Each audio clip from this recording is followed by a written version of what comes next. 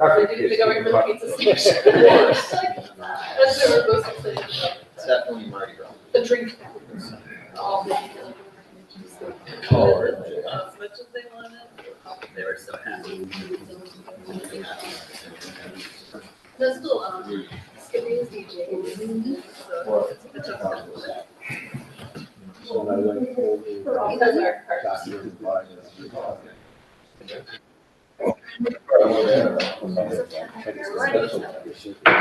Okay, folks, so call this meeting to order. Work session on today's date is February 15th at 4:30 p.m. We have a loose agenda. We've discussed this a couple times, just over email on an agenda. We outlined Councilor Moore, I believe, and Councilor Avery have commented that loose outline, we didn't have an official agenda, to make that clear. The loose outline is to review the items for consideration, review reports, and then questions from department heads, questions about, that the council may have of projects, initiatives, and the like. Yes? Yes? Okay, sure.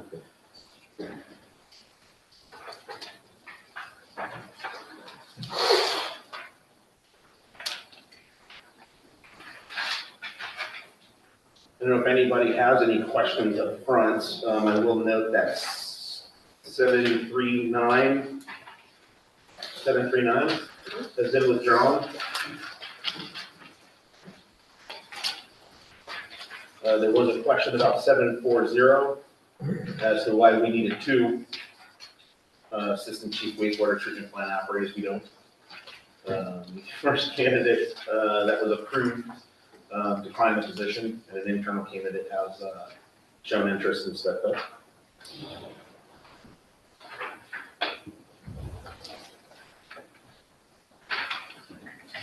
Can we, I was just gonna start from the first, Sure. so can we move forward with the seeker without appropriation council being here? We simply have to answer the questions, which the senior planner will ask. Oh, okay. And no, it's a senior planner item. I mean, there's nothing preventing Okay.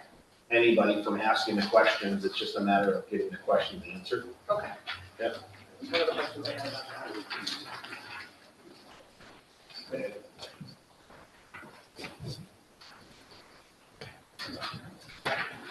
So, some of these are standard annual contract renewals, AP landfill, monitoring. 7.31, authorizing acceptance of the grant funds. Yes, How much is that OPRHB grant going to be? pardon me. How much is that grant going to be? Per the resolution text 731 is $500,000 for the project. The Oh, project there it is, number, yeah. yep, the project number is H511085. Was created last year with the overall city hall renovations, which includes the roof and the steps in the front. Steps are under design right now, correct? ADA. Yes. Is that you?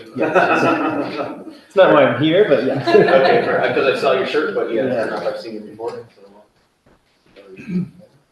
And 7.32. Yes.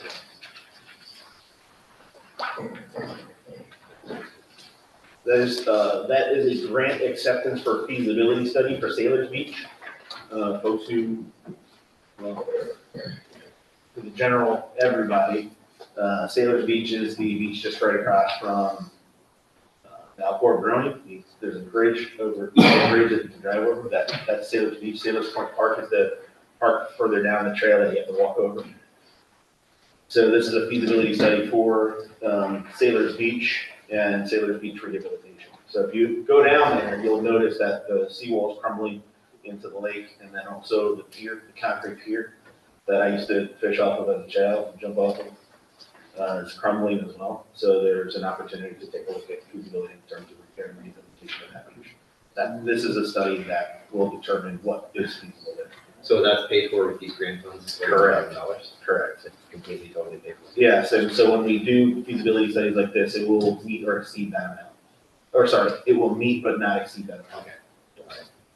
So we will not be looking for additional funding. When we go out to bid for this project, we will say, this is the amount that we have, this is the amount that we have. Okay, great. So when this feasibility study is completed, will it be able to tell us, because I know we spoke about this on council, maybe as far back as 2019, that old pier in the middle of the lake Yes. that's now crumbled. Will this feasibility study be able to explain to us what removing that would entail and who would be involved? And, because I know this is something we talked about all those years ago with Mike and. This is not- So, do you know if it would include that as well? Yeah, most likely it will include either the complete removal or the restoration of it as options. And then most likely give some type of engineer's estimate for work.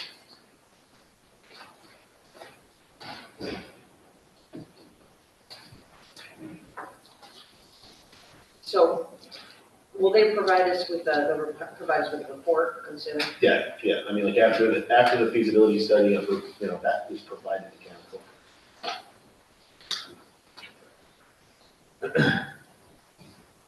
Okay, I guess, is that all, Councilor Gibbs? I just wanted to jump to the next item. We're done. Not sure if I have another question on this one. We can come back to it, it's open dialogue, so we can come back if we need to. On the contract with CDM Smith with the water filtration plant, is this gonna cover all the repairs that are necessary there? I know we had a list of.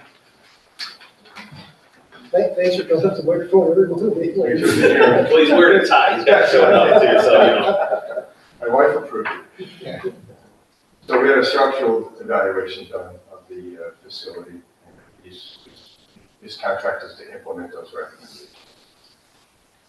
Okay, yeah, because I saw there was a number of them. I just wondered if I covered everything that we needed to do to catch up with the Board of Health. For now, yeah, I mean, it's a 100-year-old facility, so there's always going to be stuff. It's not the first time we've done structural repairs, but we'll get everything into the point where it needs to be, so for it reliable. That doesn't include lead and asbestos abatement. But that, That does not include lead and asbestos abatement. no, that's a standard-specific exclusion that's put in there. I'm not aware of any lead or asbestos out there. In these buildings? What's that? In these buildings, there's none? Correct. I'm not aware of any. They are from 1936. Yeah, they are from 19, but most of it is concrete and steel. Oh, I see. So, but there was no specific lead and asbestos study done. The engineering language excludes that just as a matter of standard. Do we know how much the work is going to cost? I know that this is for contract to CDM Smith to design the improvements. Do we have any idea what that cost is going to be And that's probably a few $100,000. for the repairs? Yeah. Don't hold me to it, don't write that Writing it down now. Write it down. You might notice in the scope of work, there is a task for providing any probable cost. So there will be a cost estimate that comes along with the design. That's part of the report. What's it? That's going to be part of it. So based on work we've done in the past, it seems like each project's a few $100,000. You know, could be more, could be less. Some of the work items are going to be allowances. Where we're going to say, all right, build $20,000 into your bid for anticipated improvements underneath the one of the roofs kind of thing. Once they get in there and really figure out what needs to be done, then we'll know what the actual cost is.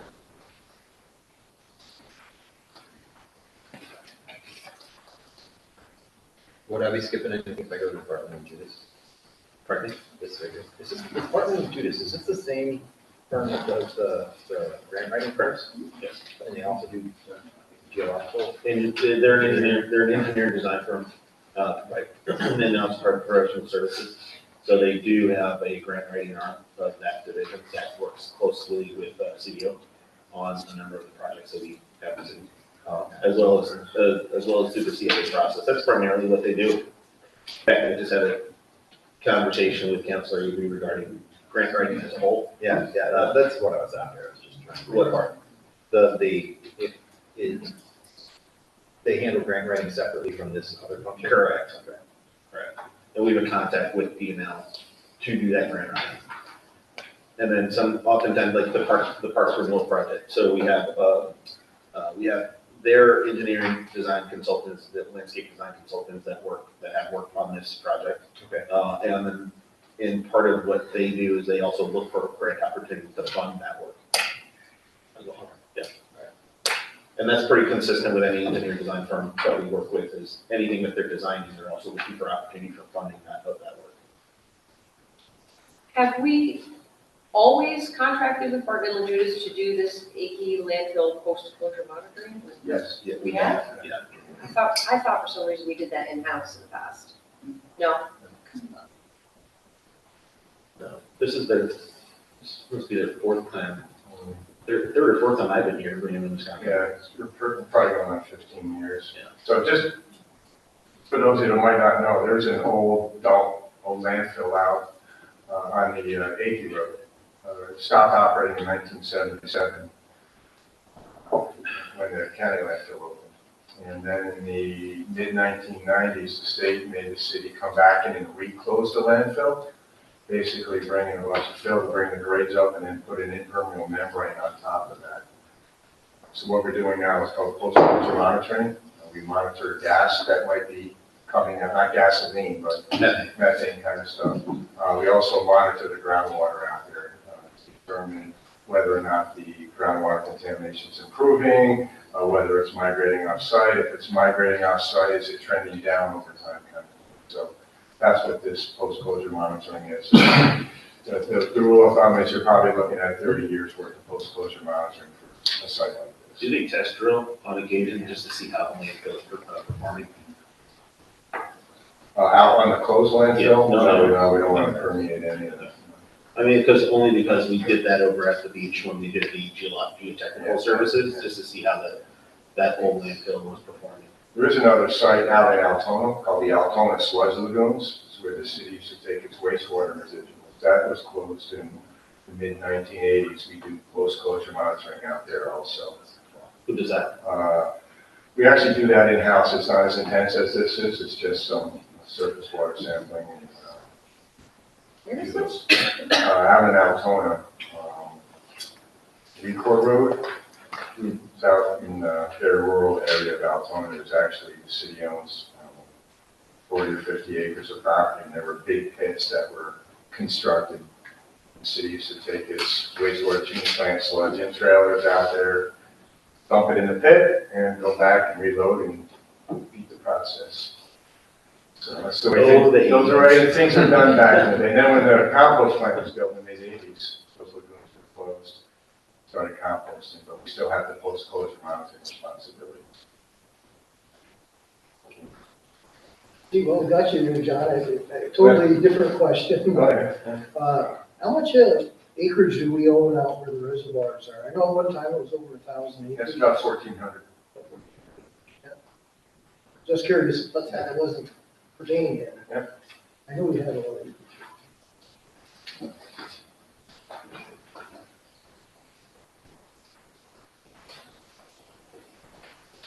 Councilor Casey, you want to come back to the Sailors Beach? Oh.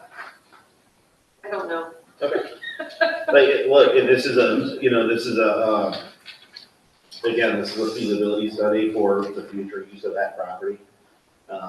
Much like all of our, we are a waterfront community, so anytime we do have opportunity to look at improving waterfront access or the use of our waterfront, this is one of those opportunities. Just like all feasibility studies, you come back with a report and they say, these are options. These are options that you can pursue, and then from there, we either pursue those options or we don't. Ideally, we do because these are grant funded. So once these granting agencies see that we're using these funds for those reasons, there's further access to this kind of funds. So, the access to that property is closed off right now, right? It's typically closed off from when to when, that bridge. Usually in the fall. Yeah, so we'll open it up probably around April 15th, depending on the snow. The problem is, we don't plow it on a regular basis. We leave it open all winter, but we end up having to tow cars back out of there because they'll get over the bridge and then we can't get them up the bank. So they can't go over. So that area is, it's a favorite for me and my son to, we like to go down there and sit, have breakfast together, look at the lake. But now that it's closed off, we don't do that. But, this is not connected to the resolution, but it made me think of this just now. I can recall the last time we were there, observing a police car that went to go drive down, turn around and come back. And I know it's not connected to the resolution, but made me think of this just now. It's completely private. And wondered if the police are able to go down there and monitor what's happening down there at all. But they have to walk. So is that happening on a regular basis as part of patrol? That's a part of the patrol. We're down in that area, try to have them walk it. It's gonna be sometimes cold and windy, they try and they do the best they can. Are there, problems down there with people or needles or anything like that your officers have detected or reported back? Nothing that I can recall that stands out, but, when they see stuff, they get caught down there and go down and pick stuff up. We're working on different locations with Alliance Positive Health, trying to do some more of the receptacles down there for the needles. Mhm. Last meeting we had, there were some different locations, and that was one of the locations they were thinking about. Thank you.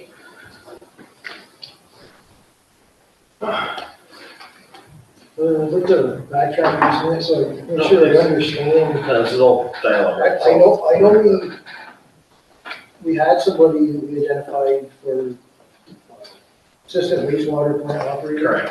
Correct. And so that person declined or whatever, disappeared. Correct. And so this person, is somebody who's already working here, that's moving up. Correct. Is there a backfill on this, or is this Is there a backfill on that person's position? position? It will create a backfill and that person would be an operator, so we'll figure out what that's gonna look like. Yeah, it'll create a vacancy, and they're both vacant right now. Well, that one position's vacant, so once that position's filled, it'll create a backfill. Okay, I just wanted to understand how we did it.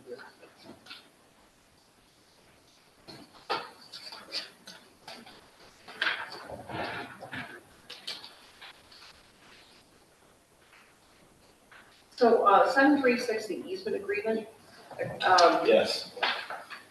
read the document, so I was trying to visualize where that is. What part of the property are we talking about here? I'll also lean on Mike Bissett a little bit on this, because I know that it's the, city of Plattsburgh, school district easement for the extension for Saranac. Oh, hello. So that's why I'm here. So I'm the president of the Saranac River Trail Board, Oh. and I can, if anyone else is. I would like it. So where is it? I'm sorry. So this is where Jane Camp Drive comes down currently, and there's the bridge here. This is the high school. So the trail continues to the east, so the blue line is the trail. Bridge. So it'll circumnavigate, this is the old gravel So track, this is, you know. and then it goes along the shore, Not the double. and around that. So this is, the south end. Okay. And there's already a footpath there, so it's been used historically, it's really just cementing its availability. So this is going to create a pathway? Is that what you're saying? Yeah. It's going to create a pathway. This already exists as a trail. Correct, yeah, there's a. It does exist as a trail. It's more formalized, to be, Saranac Trail Extension. And the agreement was to keep it rough. In that state that it's in now? Well, there's gonna be slight improvements, but not many, because it's Yeah, also and there's used there's as a few their little cross-country fishing trail. access. Part of their cross-country trail, yeah. But it's opening enough to public access to. Okay. Yes, and there's an opening in the fence. There's an opening there. So See, this is, So there is an existing, I didn't realize there was an existing trail. It's not a developed trail per se, but it's a footpath, so it's worn grass around through here. And there's a fence on Adirondack Lane that the school district will be opening up, passageway through that side to the public. Yeah, exactly. Spot and talk. Yes, so basically we'll put a couple trailhead signs here and here, and then we're gonna put some wayfinding signs on the sides of trees as the pathway. this is a It's forest. gonna be paved. Nope, it'll just be as it is today, just a natural footpath. Okay.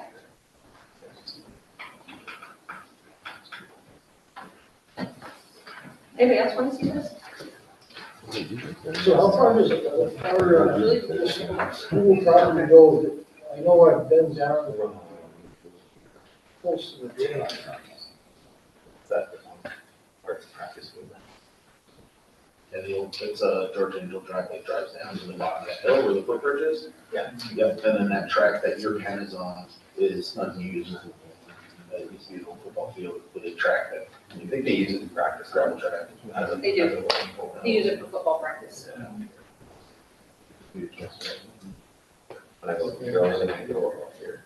Yeah, there's a further up that, that way. And so this blue line is the easement? The blue line is the, I believe it's the extension of the track itself. That's what we got. That is that almost be part of the easement? Yeah. Okay, yeah. So it's Map, basically on the one side of the tree line, but then there's several. And that's just an easement. And it's a shared agreement too. I mean, it doesn't put the city on notice for maintenance, but we do shared maintenance where we can. Right, so then it continues. But again, it's an already used path, that's the thing. So it's just more formalizing this being part of the extension of the track.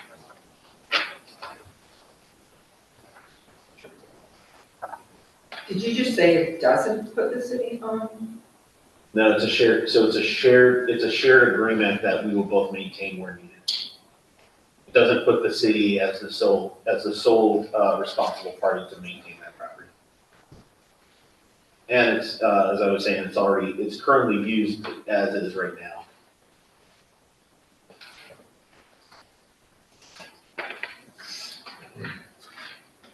I didn't know that existed. That's my word, I didn't know it. So when this part behind Adirondack Lane, where this whole area behind this field was all wooded. That was really what.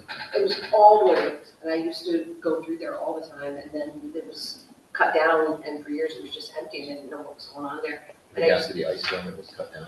I don't know when it was cut down, but I remember when it was done, and then just this great big open field for years, I didn't know what they were doing with it or what was happening with it, so that's nice, that it's gonna have some recreational use that's accessible and can be labeled, and, I like that kind of stuff, thank you.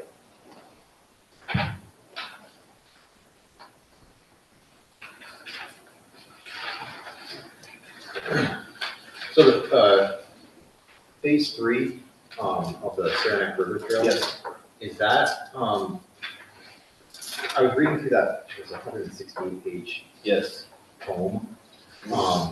And I noticed that there was a bunch of different breakdowns for cost. Yeah. And I just didn't understand, and they were all different.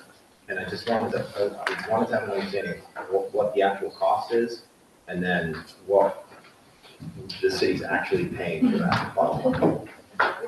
And really, Hi there. So which document were you referring to? it was a 168-page, The design document. report? Yeah. The draft design yes, report? yep. Yep, okay. So the draft design report was created based on the draft preliminary design. Okay. And it's to provide proposed costs for the full build out of the trail when it's actually completed. The costs in that estimated budget are rough estimates right now. I see, okay. Based on the design. All right. Yeah. So right now, we're in the preliminary design phase, and that's contracted with Barton and Lujudis to complete for, I believe, roughly 194,000 and some change. And right now, they're within this preliminary draft phase, they have not hit that threshold yet. Once we complete the preliminary draft, it will go on to final draft and then construction. We're not contracted with Barton and Lujudis yet for the final phase, because we wanted to provide additional time and scrutiny for the Green Street element of this trail. And we've gotten past that. It wasn't as great of a hurdle as we initially thought it would be. And that's proposed as a shared roadway instead of having on-street dedicated, a dedicated 10-foot wide multi-use trail to run along that portion of the corridor. So do we know the total cost of the city for that last phase? Exactly. For the final, phase? right now that's estimated, and we have a grant contract in place provided by DOT. And I believe off the top of my head, there is 89,000 dedicated to that portion of the phase. And that will depend on how much we actually expend in this preliminary phase. So if we don't fully expend the preliminary portion of the grant, it's possible we can have a discussion with DOT to see if we can roll over any unexpended funding to that final phase. And it will depend on what the final design plans look like and the construction costs at that point in time. So, I'm sorry, are you done, Dave? Yeah, no. I had a question as to how wide the roadway was gonna be at the entrance to Green Street. I looked at the prints, I couldn't make any headway on how wide that was gonna be, so I looked at it as a reference to 10 feet and 9.5 feet. Is that road gonna be that narrow? It's not being proposed, there's not a proposed expansion in that area. It will be the existing roadway width. And that roadway width, I don't have the design plans in front of me right now, but that roadway width does vary from the start of it at the intersection of Bridge Street and Green Street. And it narrows and then expands as you move towards the railroad. And that's why, because of the limited width and the varying width, that's why we can't have an on-street multi-use path at this point in time along it. We would have to trade one use for the other, and that didn't seem feasible either. And it wasn't feasible within the entire scope of this project either. It's a DOT-funded project that has a specific timeframe for it, which we are already on an extension for. The project was initiated back in 2017 and Layton, unfortunately, for various reasons, and restarted, this phase of the project restarted when I came on board. So, yeah, I thought there was a little bit of an opportunity to widen that a little bit. I know a couple of years ago, I went down and measured that all out. Right. But I don't know, if that's territory we can claim from the center of the road. And that's what we were hoping for. However, that's why the preliminary design phase was specifically split off from the final phase. Usually with projects like this, preliminary blends directly into final and then construction under one contract with a consulting firm like Barton and Lujudis. However, because of the complications of Green Street and parameters, we have private property owners directly on either side with buildings that abut on right up to the right of way. We took extra time to look at that situation with this preliminary phase and found with the constraints of the DOT funding and the requirement that we would have to look to either side of the roadway to acquire properties, that couldn't be done within this phase and in this timeframe and the funding constraints. So would there be an opportunity to do that later? We would hope potentially, but we would have to look at that down the road when more variables are in better alignment. What variables would need to be in better alignment? The variables would be additional funding, willing property owners to sell or donate their property potentially, or the city's political will to actually essentially Take a property? take. Purchase a property? That's a bad word. It's, I mean, like, that's what For we're my talking background, about. That's what we're but talking about. essentially it would be a takings. Like And then an donate. annexation? No, It like would an be like eminent domain eminent or a domain. purchase or something like this. Yeah, so, and that obviously comes, has a lot of legal costs that go along with it. It can have a really negative public perception, and put a bad taste in private property owners.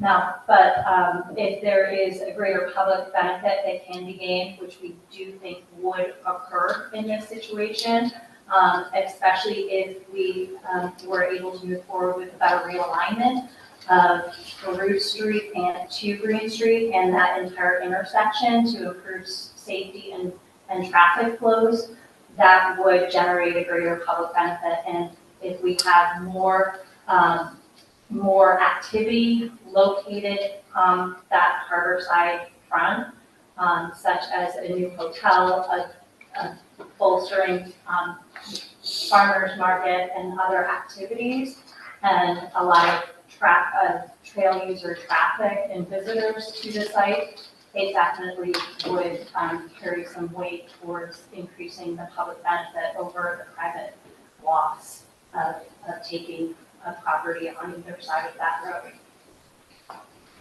The site I was thinking of, it used to be an old railroad spur, it really isn't used for anything anymore. So I don't know if we would have any special attachment to it, but that would be something we investigate later. Okay, I just wondered how it fit into this. Thanks.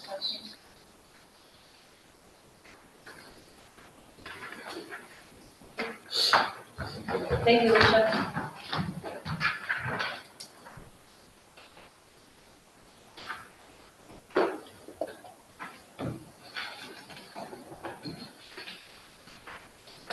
Anything else on the items for consideration at the regular meeting? You can come back to it as well, but we can move on to report. Oh, just to acknowledge, I did in my first message say that we potentially would go to an executive session. Dean responded back with the confidential emails regarding those executive sessions. What I'd like to do is, and I'll work this out, maybe tomorrow, is to get everybody's calendar aligned with potentially a legal meeting next week to review those. I know that it's an off week for us. It's also a short week for the city, but they're pretty important matters to discuss for the council. I believe we could even do it could we do it via Zoom? That legal meeting? I'd have to check with Dean, so, unless, if that's an easier option rather than bringing everybody in. Okay, we'll figure that out. Well, would you have, this is a question for Dean, but wouldn't we have to call a special meeting? We can do, and make it known that the special meeting is simply because we're having an executive session. I think that would be the legality. I don't believe we need to do that for a legal meeting, as we have in the past. We've had legal meetings or pre-legal meetings before a regular meeting, which is not needed for public announcement. It's not a public meeting. But I'll confirm that with Dean and get with everybody's calendar. But that conversation needs to happen sooner or later. Dean has COVID, which is why he's not here. We're glad. We're glad he's not here. We're glad he has COVID. So, I just want to let everybody know, just because we're on the subject of meetings, on the 29th, which is our MLD meeting, my son has an appointment and I'm not going to be able to attend, so I just wanted to let everybody know that ahead of time. That might be problematic because I'm not gonna be here. So, it's on. Counselor Talon looks like she's gonna say that she's not gonna be here either. Yeah, I'll be here. Okay. So you're like anticipating some kind of comment. Well, I was trying to think of when the next meeting was. Oh, for yeah, multi, yeah, that was- okay. I wasn't sure. 'Cause This is the 29th it of Changes February. the structure. On that subject though, I would like to make a suggestion. We have a meeting on Halloween for MLD. Can we change that to Wednesday We the can change that. 30th? Yeah. We can take it. Wednesday the 30th, Deb? I'm just putting that as a suggestion. It doesn't have to be Wednesday the 30th, but I, That's all right. Yes? So on the organizational meeting, we got the schedule. Oh, what was it I on? should have done this then. Oh, no, I didn't even notice it either. So, okay, no problem. Yeah, we can change it. Yep, I'll check the bill.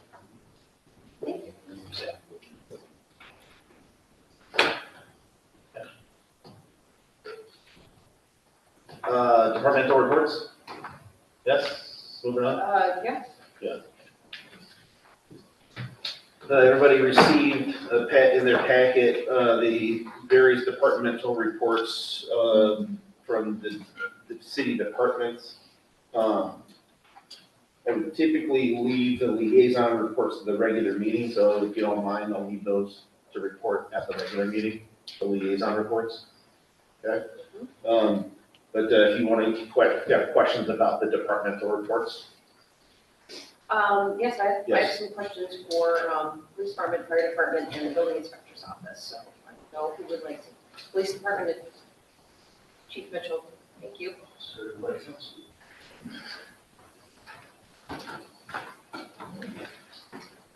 So I saw the, report that you provided on the animals that were collected in 2023, that was something that I asked for, so thank you for that. Yep. And, I just had a follow-up question for you. I'm not expecting you to answer tonight, but one of the things that I did ask the last meeting in January when you were here, is asking you if you had, or if you were working on an overtime strategy because of the overtime For the for the police night, department. for the night shift, or- Just in general, I mean, it was part of a conversation that we had last month, and I wondered if, is that something that you're working on I'm or? working on that. But it was just the night shift that you were looking at that time? Well, the conversation was recognizing that most overtime is generated by the evening shifts. Yep. And so I was hoping that you could share with the council, what your plan is going to be to manage the overtime because of the high amount of overtime last year. I just wondered, I was just looking for an update, wondered if you had something or if you were working on it. I'm in the middle of working on it. You are working on it, okay.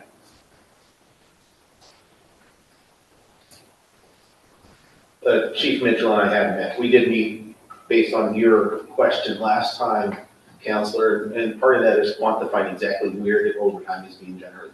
We do know that there is additional overtime in the evening, on the evening shifts. We understand the reason why, most of the reason why. But we also incur overtime with the detective division due to on-call and, the number of cases that they carry, number of times that we're called outside the city for drug busts and interdepartmental support, agency support as well. So part of that strategy or part of the plan will address that overtime and still also quantify exactly where. So, have you assembled a categorized overtime report to determine who is generating most overtime? That's part of that strategy, yes.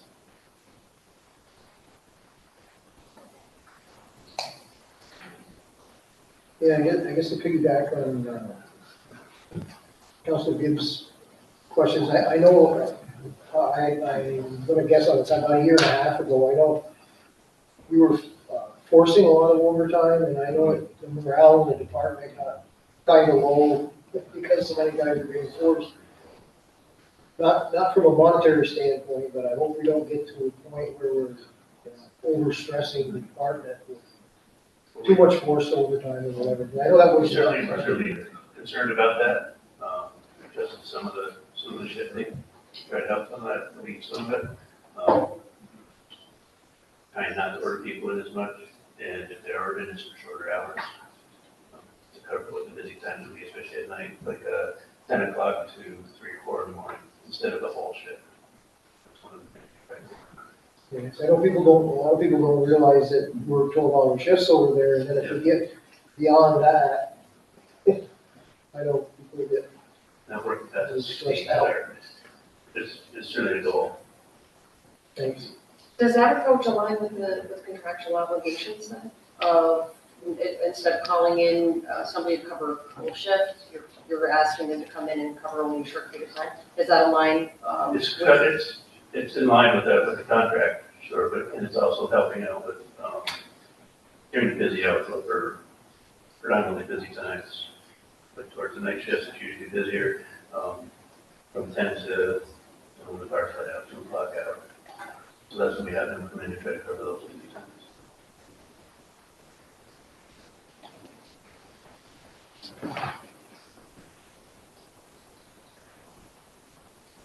Any other questions for Chief? I'd like to make a request. And again, I'm not asking you to produce this right now, but it is something that I would like, and I don't know how the rest of the council feels about it, but something that I would like to see come from your office, Chief, is an opioid strategy. Understanding that we are a community that is plagued by needles and opioid addiction. I was wondering if that is something you would be able to provide to us as a council. And I'm not saying do it now or even next month, but could you provide the council with your opioid strategy? Or work on something and then provide, I guess that's what I'm asking. I don't know how the rest of the council feels about that. Well, I know you started being on public safety last year. You had started working with, I forgot her name, Caitlin Law, yes, Miss Law. Yes. You had started working with her on something, didn't you? We're working on the machines, the New York machine. I'm sorry, what? New York it's a machine that stocks, The That's in our hand. or something? we're also looking at locating different receptacles around the city for the needles. We work with Positive Health. They're hopefully been in talks with them about having them down at the community center, maybe 1 or 2 days a week. But that's just preliminary stuff right now. We don't have it in place, any plan yet. We need to recontact them, take another step forward. Okay. But that's one of the things that we're working on. Yeah. The machines was a pilot program, not available to us because we're in a bigger city. They use that for more outskirts, smaller areas. They said the reason was in the bigger city, they had more access person to person. Where in the other cities that are outside these smaller areas, they didn't have that type of person to person access. So that's where the machines went. What machine was this? I'm not clear about this one. It was it's like a vending machine that holds test strips for different drugs, opioids, for people to use to see if there's fentanyl in the drugs that they're using. Oh, okay. And there's also Narcan that's in it. And I will say that this is, obviously, this is something that plagues many communities, not just ours. And it is interdepartmental. So I know that Chief Mitchell, as part of that is the law enforcement and the law side of it. There's a significant amount of work that we're also doing from the mental health side, in partnerships with mental health, but then also Chief Wallace can also share some of the leave behind kits that we are also implementing, and certainly from the fire department medical director, there's opportunity to leave behind life-saving kits for potential drug users to help save lives in that capacity too. So it is a whole public safety initiative. It is not just from a law enforcement. And it, honestly, it can't just be a, arrest people out of this problem.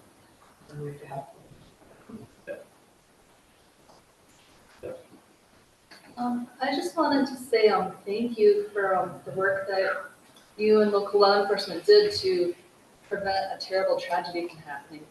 So Thank you very much. Thank you for the officers that were there. That took that on. First off, I also gotta thank the relative that made the call to the officer for sure. Without him, it would have been totally different.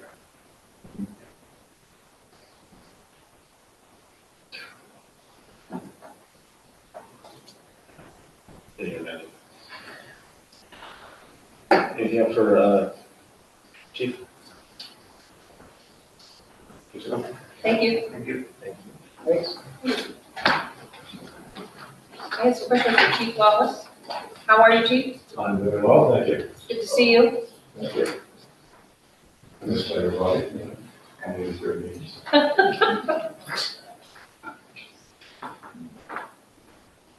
What can I help you with? Wait, did you say interrogation? What's that? Did you say interrogation? Oh, It's a great meeting. Great meeting. Oh. He actually meant it. Yeah, But truly, it is good to see you. okay, Yeah, it's good to see you. thank you. So I'm gonna piggyback on the question that I had for, Chief Mitchell about overtime, Yes, which is chronically been a struggle for, the fire department.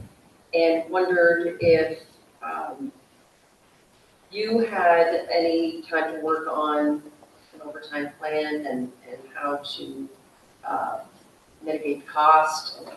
Because it was exceptionally high last year. yes. So, I'm not asking you to do that now. I'm asking you, is that something that you could work on for us and Yeah, it's share? something we're constantly working on. It really equates to ramp up for us. It's how many people we have, who's eligible to actually work, do we have injuries going on? Do we have people in the academy? We just graduated 4 that came out in November, here in November. So that's 4 positions now that we don't have to pay overtime. We did have 2 people retire in October. Those positions have not been filled. We're waiting the test. Comes back, we're looking at, if we put 2 in the academy, they'll probably be the same time back in November, but we're doing everything we can to keep it on. We're actually implementing another driver qualification to streamline things. The more drivers you have to have qualified people, so we don't have to call anybody. There's a lot of moving parts to it, but we're trying to get everybody as qualified as we can. Overtime is not something we want, but it directly goes in manpower numbers. So if we're down people, then we have to call.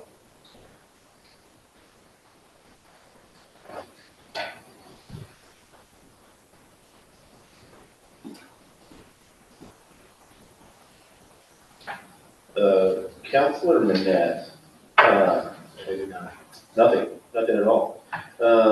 He and I, and when we met with Richard, and I think we've mentioned this before, much like DCJS came in and did a pretty thorough analysis, independent of our office, and independent of the police department, provided a pretty comprehensive outline of right-sizing staffing for the department and the agencies that we partner with and the area that we serve. We don't have the same thing with the fire department, and that becomes problematic when it comes down to what's the right size of our fire department, in terms of mutual aid, who do we have on, who do not have on, what sort of services should we provide, what sort of services do we provide, which ones should we provide, and then making decisions based on that, more of an agnostic analysis of the services, the fire services that the fire EMS services that we provide. I'd like to have a further conversation about that. It will cost money, but at the end of the day, it will help us make more sound decisions on what this department should and should not be doing, and how we should and should not be staffing. Yeah, one only comment on that would be it's, how many we can afford versus how many we want. I mean, we have to balance that in there too. I think we made a good effort in the past to keep a reasonable amount of people there, and I think we want to continue to do that in the past, or in the future. But we'd have to look at the financial side of it also. I mean, but it's great to see you again and see you up and about. I'd almost forgotten what you look like. Yeah, 113 days. Right? I'm counting. Thank you. I agree, 100%, like, right sizing is also, has to be measured against what we have.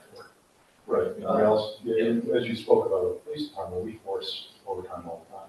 So it's a different mindset now. When I got on, over 26 years ago, of how overtime was. Now, nobody wants overtime.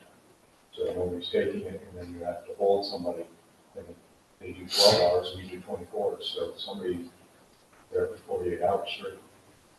Really, I did not know that. Yes, so we force. So if you don't have relief, you don't go home. Your position's not filled, you cannot leave a week. We have a minimum of 7.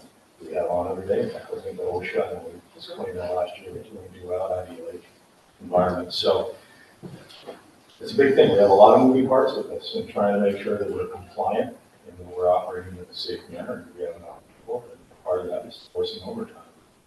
It gets, in the summertime, it gets very difficult when you end up with some disgruntled, especially if you have plans to do something with your family and then you get told you can't get home. Yeah, I know at one time, I can't remember exactly how long ago, but we had trouble filling some of these spots, as I remember. If you were on social media in this fall, we had a very big push. We were in the news talking about we have a test coming up, come join us. It was a big push. We had 13 people take it. So we're looking into something with civil service. I'll talk with you with the health program. More competitive, so that we don't have to test. So we're going to look at that and try to recruit, just so we have people, quality people. And we get 13 people, and we vet them the same way as the police department does. They do our backgrounds. We're going into homes with people medically, and we want to have the right people that have for the job. How many firefighters do you currently have on staff? 34. 34. Down 2 positions, and we have myself and the assistant chief, Angela, as managers, and a part-time assistant to clarify. At 34 are firefighters. Yeah, 34 are managers. What you would say. Yeah, union. Yes. Yes. 34 with the two vacancies that we're filling, but that's what we have funding for that department. How many managers do you have below the assistant chief, do you know? No. So you have, goes to a captain, Right. and a lieutenant, and then it goes to firefighter. Right. So do you know how many captains and lieutenants you have? Yes, I have 4, we have 1 for each shift. So you have a lieutenant is stationed at Station 2, and the captain is at Station 1. So the captain at Station 1 runs the day-to-day operations of that platoon.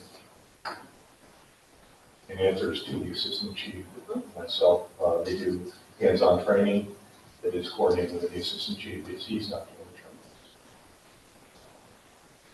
And this last month, the assistant chief just reported me over 250 hours of training that we completed in the month of January. So we're ramping it up and really working on that to be the best trained professionals that we can for the cost.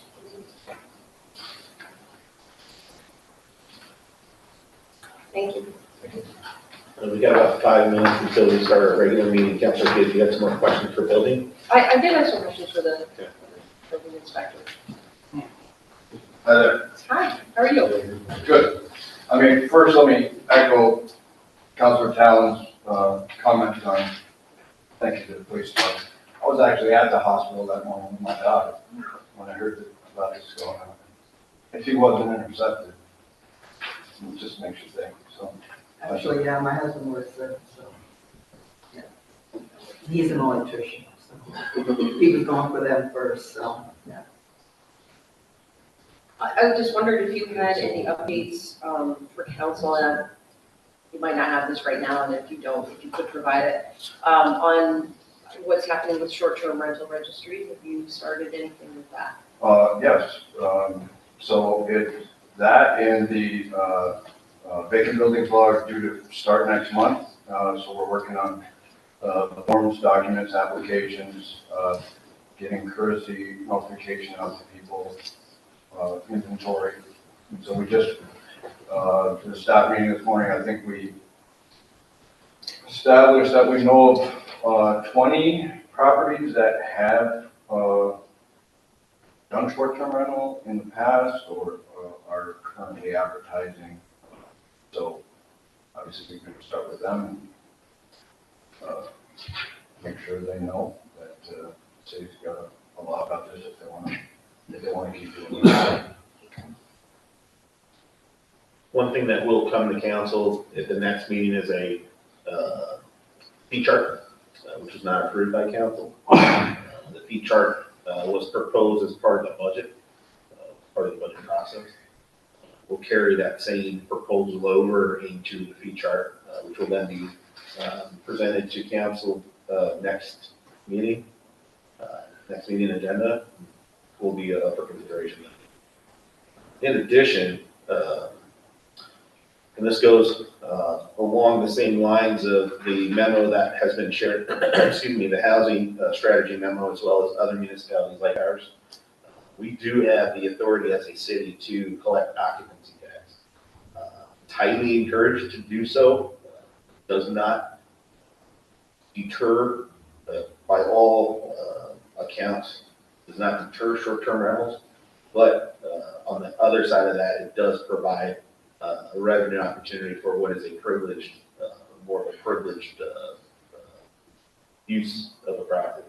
So an occupancy tax would be applied against short-term rentals? Correct. Oh, okay. Now, if you're also following the state's initiatives, the state is also looking to add a sales tax, short-term rentals, which is, there is no sales tax on short-term rentals, where there is a sales tax on hotel stays.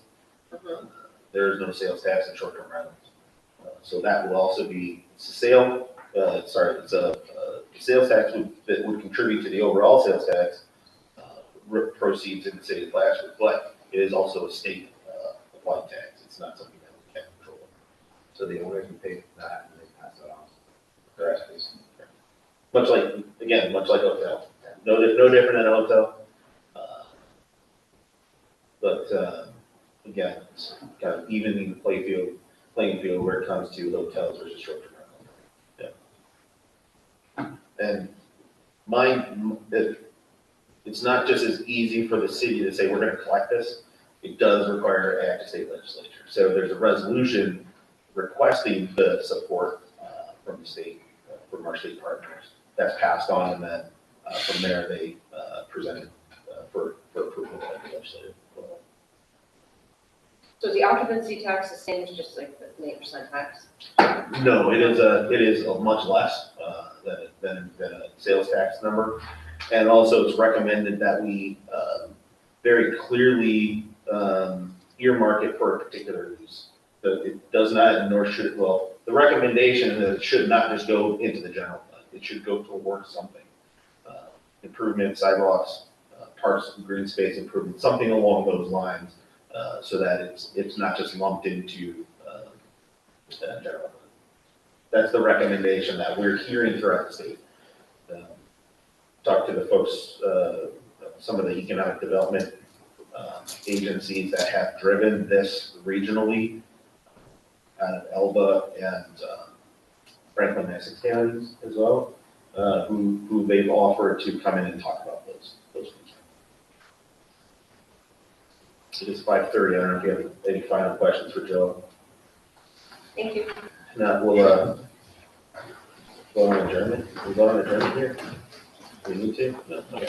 All right.